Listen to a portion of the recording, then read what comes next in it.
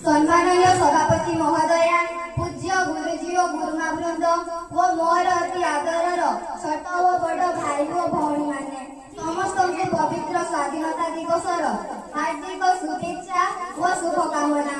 मोर वक्तव्य आरंभ करने पूर्व मु सूचाई देवाकू चाहिबी जे स्वाधीनता दिवसर एही पावन मुहूर्त मते किछि कहिबार सुजोग मिलिथिबारु मु सभापति महोदया को धन्यवाद अर्पण करूछि।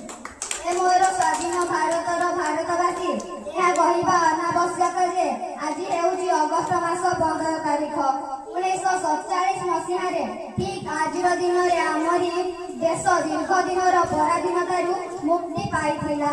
हजार हजार देशप्रेमीकर निरंतर प्रचेष्टा आत्मबलिदान और महत स्वप्नर फल है स्वाधीनता।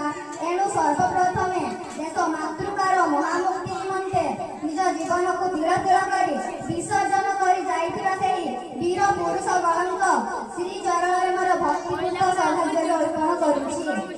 एकतार अभाव जोगु आम मां भारत दीर्घ 200 वर्ष धरी विदेशी इंग्रेजों द्वारा शासित हेउथिला। आमरी देशरे रही आमकु पक्ष माछ भଳି व्यवहार करी आम देशरू बहुत धन संपत्ति लुटि नेले। जे प्रतिवाद कला से खाउथिला चाबुक बाहर नहेले गुलिरे फुटुथिला मथा। किंतु एथिरे डरी न जाई आम देशर वीर पुरुष यथा मंगल पांडे, खुदीराम, महात्मा गांधी, पंडित जवाहरलाल नेहरू इत्यादि को आत्मबलि पाई आम भारत 1947 मसीहा अगस्त मास 15 तारिख दिन स्वाधीन होला।